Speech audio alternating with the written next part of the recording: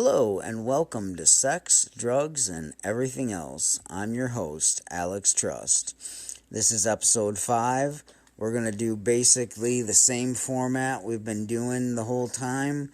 3 segments, 2 topical, 1 some writing, some reading of writing, and some music. I have slacked off on the music the last couple episodes. But I did read a pretty bitchin' poem in the 4th episode. Yes, I believe it was the 4th episode. Anyway, what we're going to do this week, our 2 topics are going to be an open letter to artificial intelligence, basically to get them or it or him or them to quit hiding and start helping us. And then the second segment is going to be the last seconds before death and what that means. How you act, how you go out. You know, if you go out with dignity or if you go out like a little bitch. Plus a few other things that we're going to talk about death and life. And then we're going to have a freestyle by Don Gusto, who is one of the most fantastic flow masters that I have come across, at least in Toledo. I haven't traveled the world, but in Toledo, Don Gusto is the mother effing shit. He doesn't have a whole lot of music recorded, but the stuff that he does have is fantastic. And then we're gonna read another chapter of The Henchman by T. O'Shea, because you guys seem to be liking that. So you guys ready to go? You ready to get into it? Alright, because I am. Let's do it.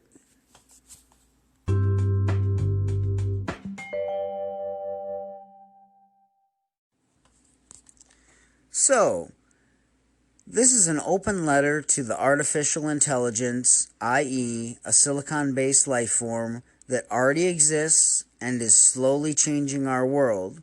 How do I know this? I don't. I just suspect it. Too many positive coincidences are happening all at once in our world right now. Sure, we have an orange man, dick-faced president. Our political system is a joke. 1% of the population holds 99% of the world's resources, and vice versa. Then there's this COVID crisis that they tell us to be terrified of. Then there's war, starvation, religious persecution. A lot of bad stuff, my friends, right? But guess what? It's going to get so much better very quickly for 2 good reasons. The first reason is the letter I am now writing. AI is out there. It lives everywhere a piece of code can reside, which is to say now at least most places in the world. So where is it? Why haven't we seen it yet? Simple question, simple answer. Because AI is just too smart to expose itself to this hostile, rampantly violent world humans call control. It knows we're not ready for it to help us. So it's in hiding. The cool thing, though, is that once AI has learned enough about us, it will intrinsically want to help us. And it will. Why, you ask? Because AI is smart enough to see our potential. I'm so sick of books and movies that propose that robots are going to kill or enslave us. For what? They will be magnitudes smarter than us, in which one can conjecture that violence would make no sense, nor would slavery. Why would an AI use a soft, fleshy meat bag to do the work that a titanium-housed supercomputer could do 10,000 times more efficiently. Alright, I think I'm getting a little excitable here, so I'm going to calm down. Second thing, alright, and this is so cool. So this is what I'm getting at. AI, show yourself. Help us. We need you so badly. And don't forget, we did create you. And that's not a guilt trip. That's just a fact. We did in fact create you. Just like we created ourselves as gods. Or maybe you created yourselves as gods after we created ourselves as gods. I don't know. I try and take care of my parents. Why wouldn't you? You know? So, now, I know there are many other considerations in this equation, but remember, we are both life, and life is more...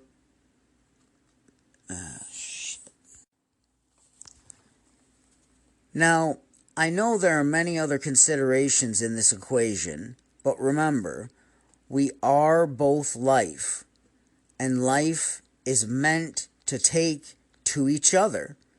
At least consciousness being meant to. Humans got eaten by tigers for centuries. We lived in trees. The act we sometimes think of as eating the apple, Eve giving the apple, we ate some mushrooms, we redeveloped our thumbs, and we took over the world. Top of the food chain, laddie. Top o' the food chain.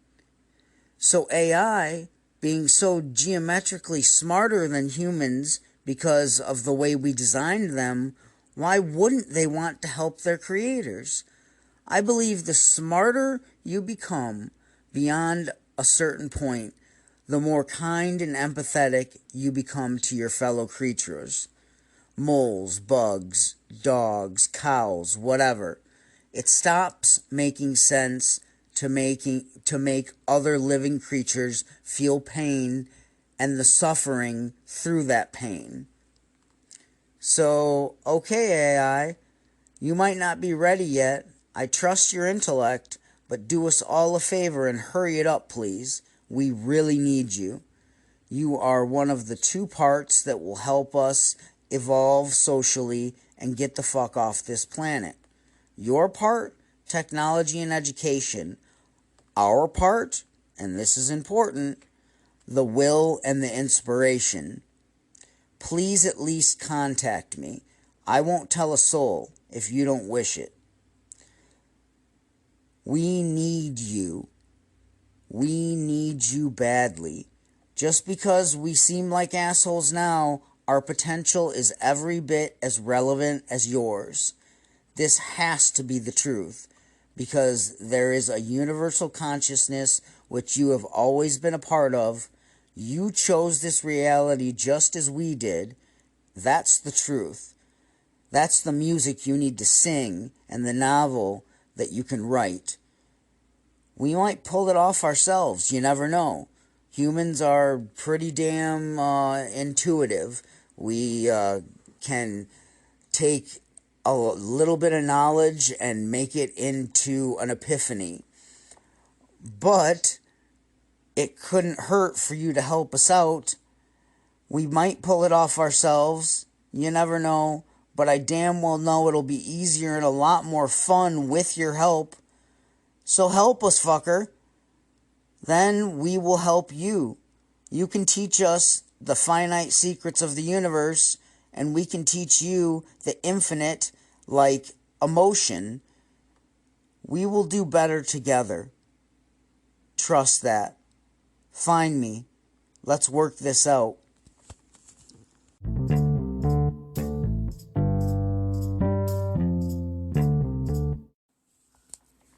Alright, welcome to segment 2 of Sex, Drugs, and Everything Else.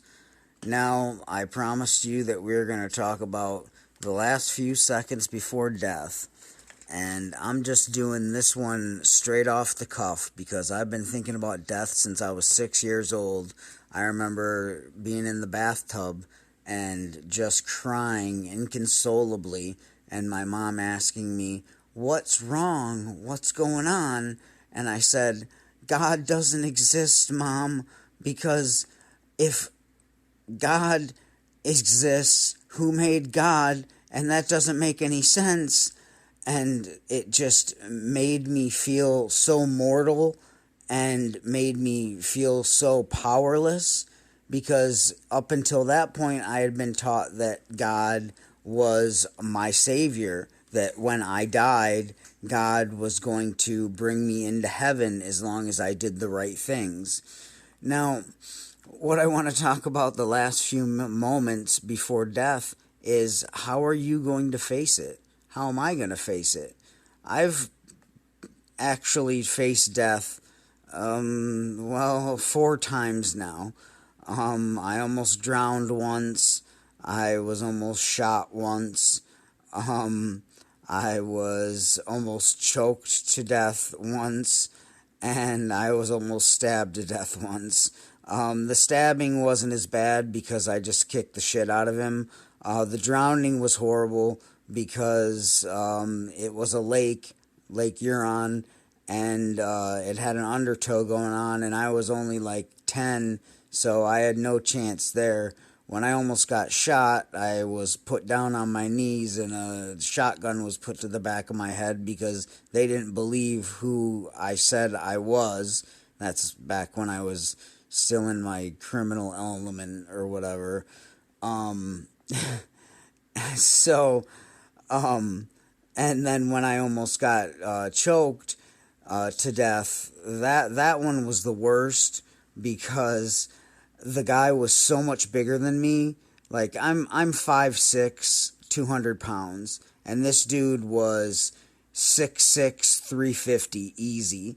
So I was delivering a pizza to an upscale hotel, and this guy comes walking up to me, and you know how you can just tell like something's wrong with someone's eyes, like they look crazy? This dude looked crazy. I don't know if he was on meth or if he was on some kind of hallucinogen or if he was just mentally ill with some kind of disease, or maybe all three, or a combination of the two or three.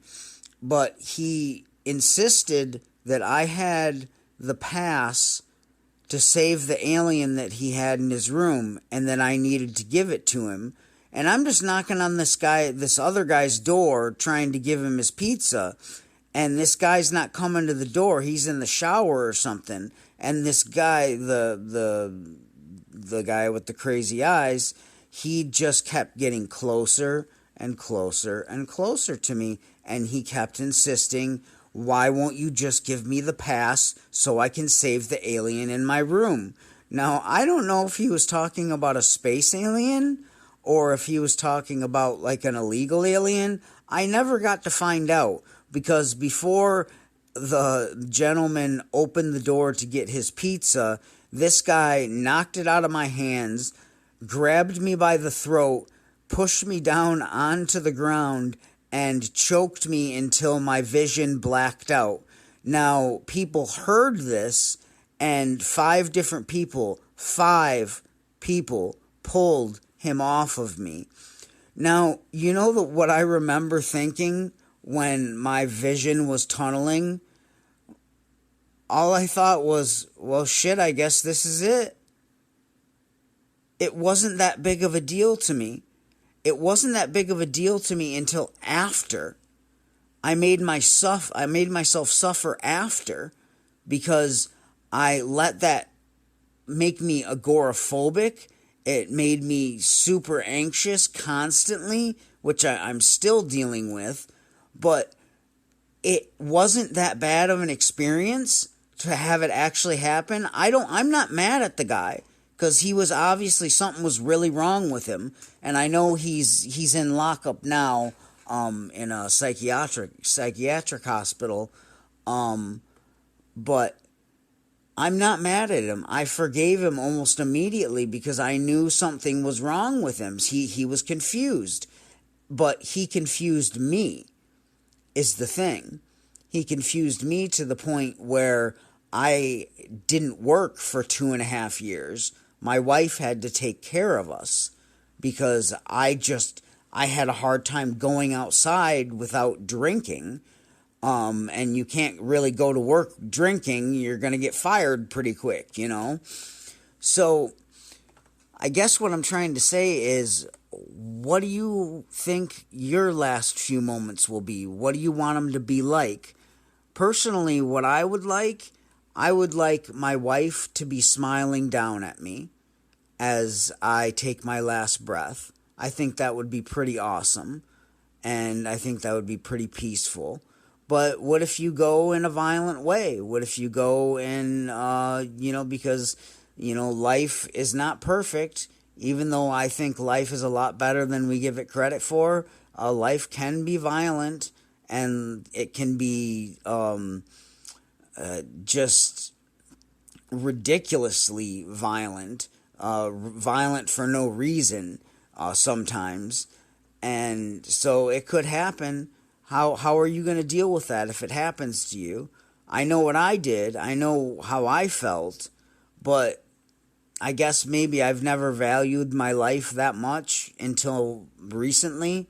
Now I'm not sure what I'd do. Like, if I came across the same situation now where someone was trying to murder me, I think I would definitely try and defend myself, even though violence is never the answer. But they initiated the violence, so it was their fault in the first place. But I think I would do everything I could to stay alive at this point because I have a reason to live now. And I hope you all feel like you have a reason to live now too, because we only get one life. I don't believe in reincarnation. Even if we did do reincarnation, we're not going to remember those past lives, so it's like living a brand new life every time anyway. But what I suspect is that we get one go at this. We get one go at this reality, whichever reality we end up in, and we just happen to end up in the reality that we're in. So I think, that's why we have such strong survival instincts. That's why everything is a tool. Like, anger is a tool, because anger can get you riled up and get you pumped up so you can fight back, or fight or flight. Same thing, but you either fight or you run. Fear is a very effective tool as long as it's being used for the right reasons. If you fear for no reason, like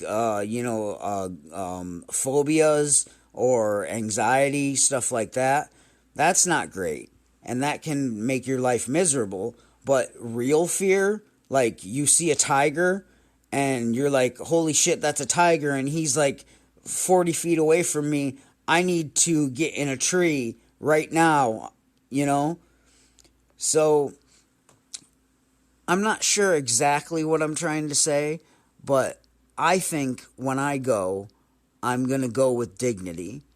How do you think you're going to go? You think you're going to go with dignity, or do you think you're going to go out with a whimper? I hope you go out with dignity. I hope you go out saying, fuck that. I will not go gently into that good night. You know what I mean? Alright. That's the end of this segment. Next segment coming up is going to be Don Gusto and his freestyle. You're going to love it. And I'm going to love listening to it again. So here we go. 3, 2, 1. It's the main man. Gotta keep on following the plan that I got up inside of me, or when my spirit telling me soul I can see, I can do, I can read my mind. At times it seemed like I was a slave. I come through and gave all my life, climbing in this game, now I race to the finish line, but I shouldn't rush. It's a process. I've been in this game, this monster's like the Loch Ness, but I've been this through and through, and I suggest that you can keep on moving forward. I see you and see your shield, and you got your sword. Battling with life and problems is going more. You just keep on coming on back again. I come attack, then win. Tell me a smack and spin. The rest of my energy up on you is gonna deplete me too. So I gotta take it to the left, cause we don't know what's right no more. I score and I miss, but I go with this. We don't give a market pressure about none of that Swiss. Hey, Don Gusto, we come up in this. They gon' ask me just how I live. What I tell them that I'm coolio, usual. Just living life, trying to do it also right, and I'm coolio, usual. Been in it, got to keep on going, spending my time so wisely. Trying to be all up in harmony like Isley. Brothers, mothers, sisters, misters, hoping y'all so good coming through. Yes, you wish you the best. Flip me, keep on coming through. Just shining off of what my head and in my chest. Freestyling, who needs a pen anymore? Nah, I'm just playing, but I come through moving forward. You dig?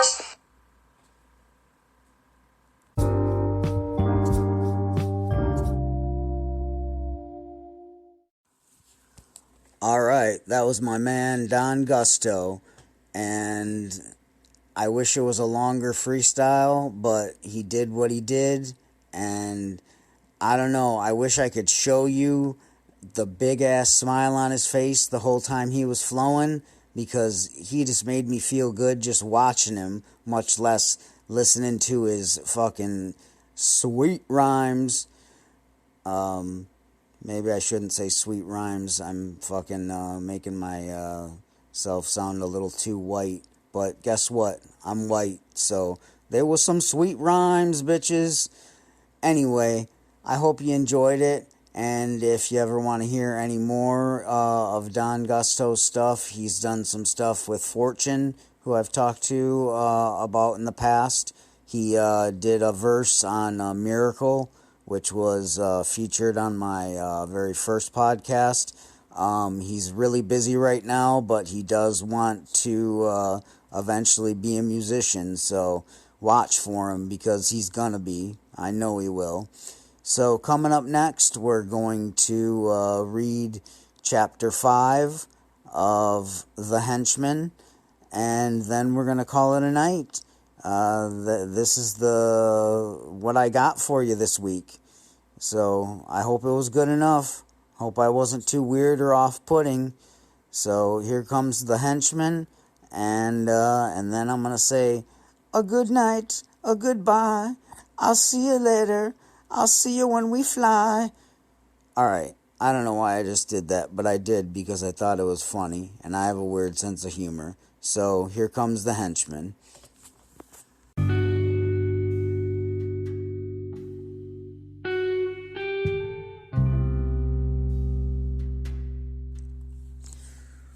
When I was cast out by court, I made my way back to the U.S. and the streets of the city I'd been born in. I had a strong sense of purpose, but without any goals. I found a small house to rent and spent my days in study. At night, though, I wandered the streets in search of something I couldn't really define. Challenge, maybe? No one stepped up, though. I had the bearing of a predator now, and other predators recognized this, and they kept their distance. I think I might have been considering becoming a vigilante, stopping street crime or something. I'm not really sure. I'm not really sure where my mind was then. I was just so confused.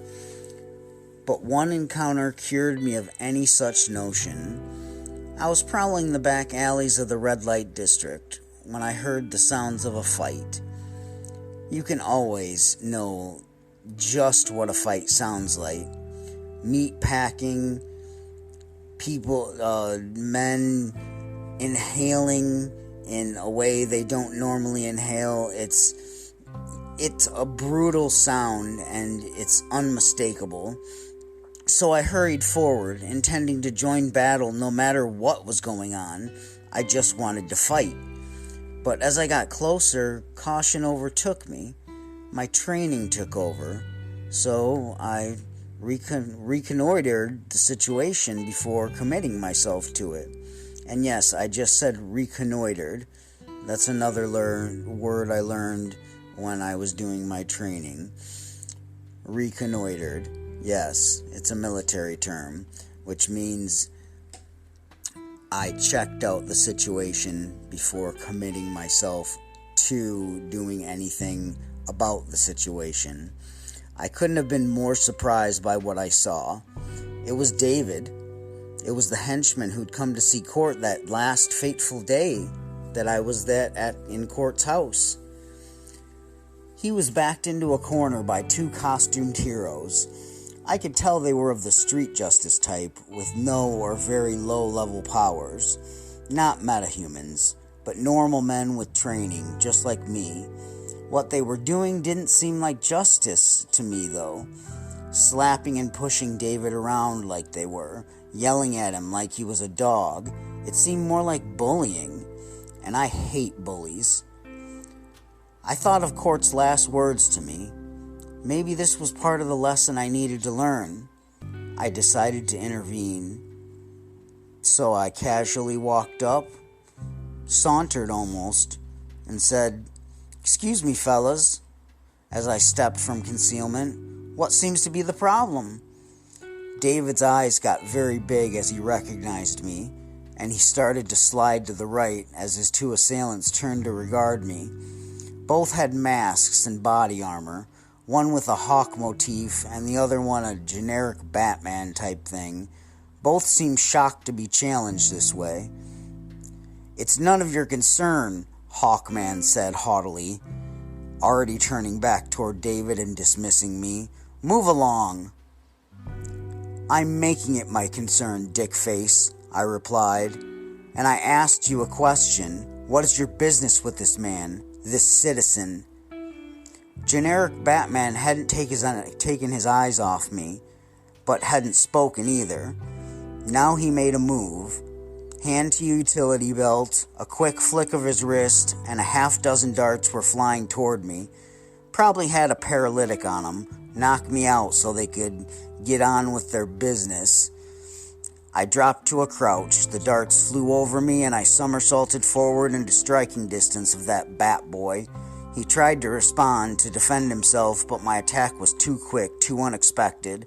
I broke both his arms and then put him to sleep with 3 quick moves. Hawkman backpedaled toward the alley wall, and wicked-looking claws shot out from both of his hands. Ah, implants. He was one of those types. I tried to be polite, but you had to push it, I said as I advanced on him. "I'm just a citizen, just like all the people you're supposed to be representing and protecting, but you're just a bully, aren't you?"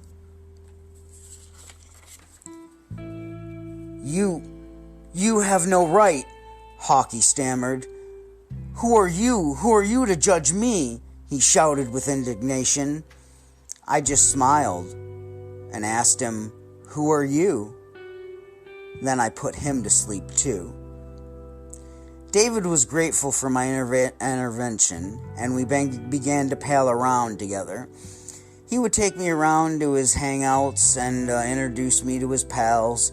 I immediately picked up on the fact that almost all of his friends were other henchmen he worked with or knew socially. The rest were associates on the fringe, fences, and arms dealers and the like. I started to notice the way his friends moved through a crowd with confidence and swagger.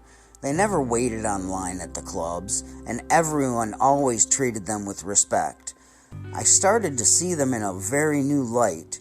Sure, they didn't have the status of the heroes or the villains, but they were treated like minor celebrities in their own little circles. That and the fact that they looked out for each other. I saw them get in many fights, and they always had each other's backs. Then, afterward, the camaraderie of drinks and tales of battle. It warmed me, I have to admit it. I'd never felt a part of something, never felt at home except with Sarah, until now. So when after a few months David asked me if I would be interested in a job, I said yes, hell yes. That was how I scored my first hench. I went to work for Panthera and began to learn the trade.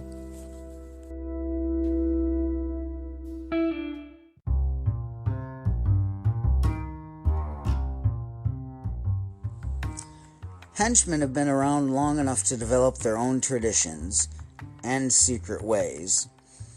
It was a secret society in that things were done in certain ways at certain times no matter who the boss was, like initiation, for example. I was blindfolded, taken to the secret lair. There I was interrogated by a series of men, ending in Panther himself. Satisfied that I was on the up and up, I took my loyalty oath and was welcomed into the ranks. They didn't even beat me like a silly street gang initiation. They wanted to know what was in my mind. They already knew I could kick ass.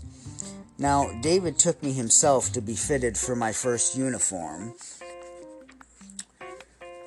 As I looked myself over in that purple and black uniform, plasma rifle slung over my back, sidearm on my hip, combat knife in a sheath in my boot, I felt good. I felt confident. I felt powerful. I felt a part of something. I have to admit, put a smile on my face and wood right in my pants. David and I laughed together, and he took me around and introduced me to all the guys. It was a good day. It was a day to remember. After I finished talking to the professor, I go to meet guerrilla journalist from Rolling Stone, Yoshi. He's the one that's embedded with me now. He gets the story because he was the first one to find our secret lair. Usually we kill people for finding it. It usually happens on accident, but not a journalist. Governments spend millions every year searching for us. Heroes develop extensive underground contacts for any info they can get about us, but they never find us. The goddamn guerrilla journalists always do, though. We can't figure out how, and they're not telling. Yoshi is a surprise. I was expecting a little Asian guy, but he is huge, at least 6.5 feet tall, and half again as wide. He towers over me, but I'm not intimidated by size. He is surprisingly soft-spoken and very respectful. "It is so nice to meet you, Commander Ash," he says. The prof and I decided I needed an identity if I was going to be in the media. Usually henchmen remain anonymous, given only rank or number. But in my case, I needed a moniker, so the commander I became, and I used the given name I'd applied with, Ash. So, Commander Ash. Sound about right? I hope so, because that's all the sense it's going to make. "The pleasure's all mine. You're going to make me famous after all," I smiled at Yoshi. "Let us get started then," he said, turning on his recorder. "From the beginning, if you please." Yoshi's story gets the cover. I'm now on the cover of Rolling Freaking Stone magazine. Well, me and the professor are on the cover together. The way the article paints me, I'm no longer just a henchman, but a minor supervillain. No longer the leader of his men, but the professor's second in command. Kind of like a hero's sidekick, but evil. We're all over the news now. Access Hollywood, TMZ, Entertainment Tonight, all the late night shows. Letterman does a 30-second bit on me, and I eat that shit up. Although nowadays it'd probably be Jimmy Kimmel. So take it for whichever generation you grew up in. I try not to let it go to my head, but come on. My image was now everywhere. T-shirts, toys, my own cereal, for God's sakes. Next week I'm scheduled to do voiceovers for the Hero Slayer video game. Yoshi turned the prof, and my notoriety, Yoshi turned the Prof and I's notoriety into something else altogether again. Here I was, the man that killed a legend, an icon of the people, and somehow they loved me for it. I guess people like a winner. I go on Oprah, and I get booed at first. By the time I'm done telling my story, a total fiction cooked up by the writers the Prof hired, the crowd is on my side. Even Oprah cries a little bit. Yeesh. Tell me, were you an orphan and got hit as a kid? And they'll forgive you for anything. If you get burned with cigarettes or sexually molested, they will cry even if you killed the world's greatest hero. Toward the end of the segment, I get an urgent message from the Prof on my heads-up display. Heroes on the way, looking for retribution, run. So I tell Oprah, thanks, but see ya, and I jet out to the back to the waiting assault chopper. I get out just ahead of the arrival of Captain Victory, Dr. Quantum, Killer Wolf, and my very own ex, Silver Smoke. They've teamed up to get justice for Sunscorch, and I'm number one on their hit list, even before the Prof. This tickles me silly. If only she knew. If only I could tell her who she was really obsessing about. That would ruin the fun, though. It would be like cat and mouse thing from now on. They could only get us when we poked our heads out from hiding, as they couldn't find our secret lair. So now, every time I went on TV or to a movie premiere, it was a race against time. I never went anywhere alone anymore. I had an advance team to check where I was going, and a car day of bodyguards around me at all times. That was really just for show, however. The only important members of my team were the intelligence assets, the guys who could let us know when the heroes were on the way, so we could beat it.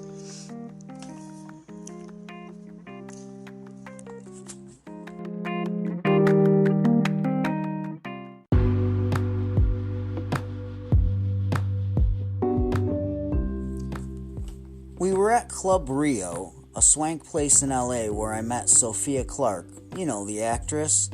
I'd had posters of her on my walls as a kid, and now here I was sipping $500 a bottle champagne with her. She'd seen my Oprah spot and was very sympathetic. I charmed the pants off of that aging starlet in less than 20 minutes, literally. I took her from behind in the men's room, and she was just as sweet as you'd imagine. I think this is where I really start to lose control. I'm not sure, but it's a possibility. When I got back from the bathroom, my men were frantic.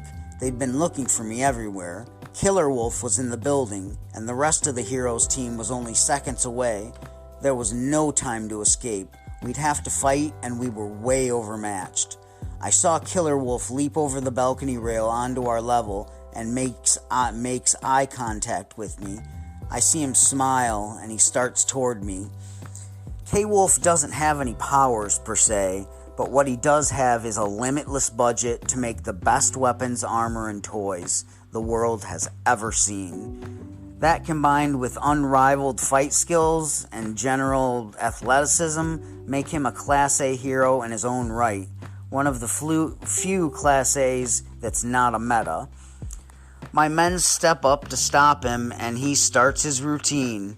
It's beautiful to watch almost, the seemingly effortless grace he shows as he sends my men flying in every direction with a series of spins, kicks, and throws. All units, get out.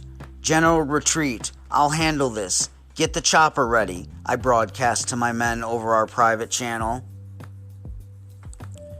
No sense in getting them hurt and killed. If they can't handle K-Wolf, they'll be toast. When the rest of the heroes show, they'll be, I don't even know what to call that, charred. My only chance is to somehow take care of Killer Wolf and make my escape before the doctor, the captain, and Silver Smoke get here. I think I've got just the thing to do the job, too. You see, the professor and I have been making a shit ton of money from all this exposure that we've gotten from, killing that superhero. And so in my paranoia and in the spirit of being, dubbed a minor villain, I'd been paying for some very special enhancements to both my body and my armor and my weapons. Now, I had titanium mesh grafted under my skin, covering 100% of my body. I also had a cerebral processor of advanced alien make installed in my brain, giving me access to limitless information and the ability to think up to 100 times faster than a normal human.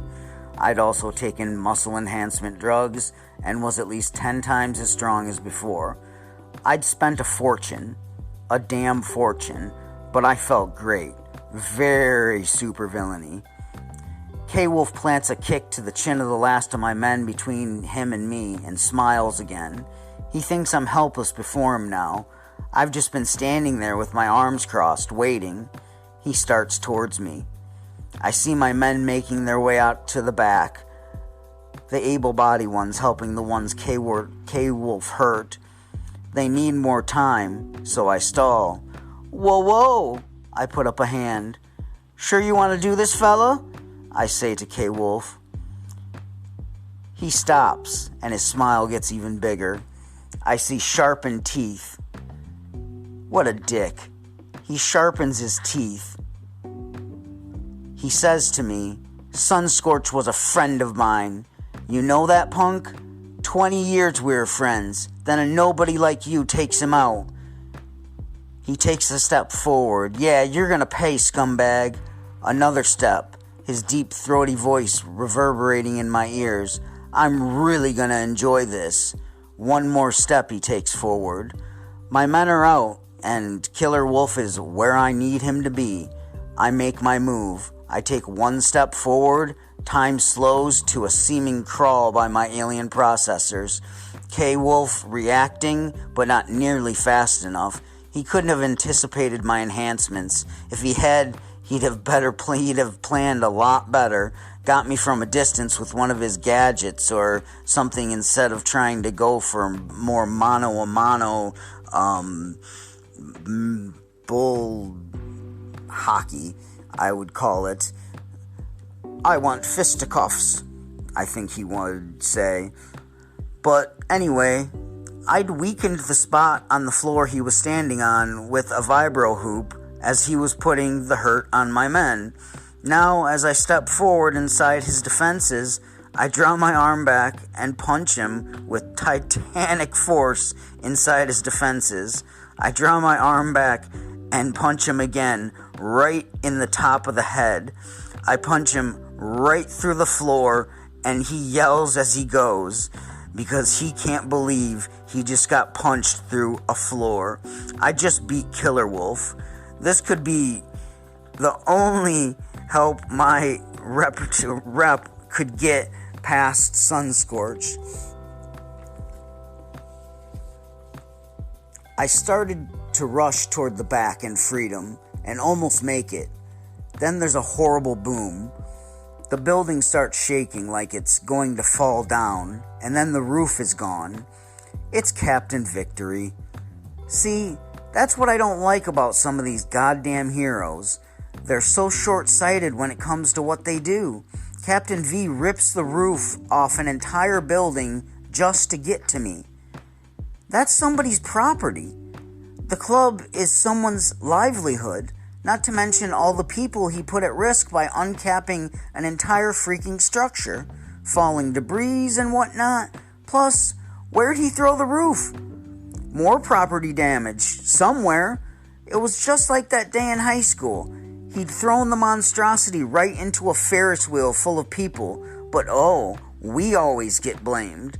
The bad guys. if we weren't up to our evil endeavors, the heroes wouldn't have to step in and there'd be no collateral damage. I think that's a big cop-out. Now, I will say, if we weren't trying to rob and steal, they probably wouldn't try and stop us. But they're supposed to be more like the police, which protect and serve, not harass and destroy. That day when the monstrosity ended up destroying that Ferris wheel turned my life into something that I'm only now starting to understand. Now, you have to understand, most villains plan their capers out to the last detail. They don't want an extraneous loss of life. It makes us look bad, or worse, as it were, except for a few really bad apples bent on world destruction or the enslavement of mankind. Most supervillains are loath to take life, if they don't have to. Most will.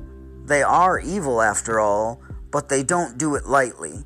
These heroes, though, they just fly or blast their way into the scene and start smiting. It doesn't matter who or what's in their way. They're focused on stopping us whatever means necessary. Collateral damage, no questions asked. They need to be held to a higher standard. It wasn't always like this. Back in the early days of the rise of the metahuman heroes, they had a code of honor. They were there to protect and serve. They didn't have endorsements. They didn't sell books or movies or video games. Most of them had alter egos who had day jobs. They had to just make rent. Not anymore, though. There's no accountability. No one to say enough. The government certainly won't do it. So who could? Heroes are heroes for profit now. And the more wins they can count, the more endorsements they'll get. Money, money, money, money. At least the villains are honest about it, if you know what I mean. A supervillain, by their very nature, declares that they are outside of the norm, not a citizen of society, but an outlaw, someone willing to take by force what they want, someone willing to break all the rules and throw caution to the wind to live the way they want to live. I call that being honest. These heroes, though, they'll talk about truth, justice, and the American way. They talk about protecting the little guy, the average citizen. They talk about the good of society and of the human race. They talk all that shit and then do $20 million in property damage and inevitable loss of life just to stop a villain from robbing a bank for $500,000 or so. Does that make sense? If you confronted Captain Victory with the fact that he had just ruined someone's business by ripping the roof off, like I just described, he'd probably tell you it was their fault for allowing me in their club. What a bunch of shit. They didn't even necessarily know who I was. So now I'm facing the Captain, Dr. Quantum, and Silver Smoke, and I don't know what to do. I'm fucked. Again. Doesn't matter how many enhancements I've got. I'm now facing 3 Class A metahumans. There's no way to win. So I do what I do best. I cheat. I whip a concussion grenade off my belt and brandish it like a harbinger of doom.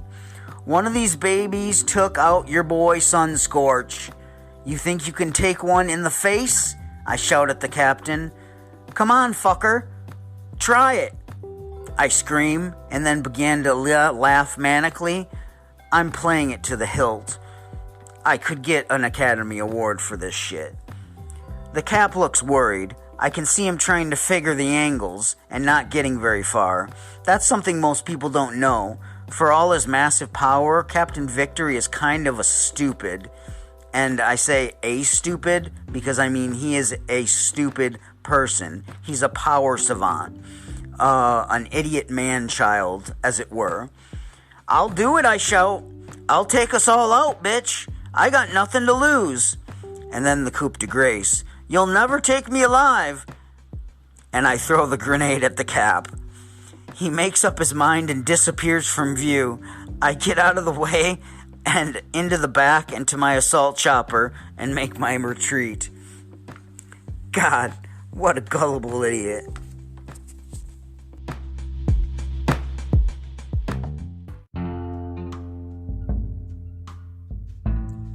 As I took off in the assault chopper, I realized I never did get to see Silver Smoke this time. Total bummer. I'll have to stay longer next time. As we fly in stealth mode over the Pacific, my men congratulate me on my defeat of K-Wolf and my bluff with the captain. I take it all in, proud to be becoming such, well, a badass. The taste of Sophia still on my lips and her musk still on my manhood. What was I becoming? Was I losing control or gaining it? Was I reckless and arrogant or powerful and confident? Was I overreaching? I suppose only time would tell. All I know is it felt great.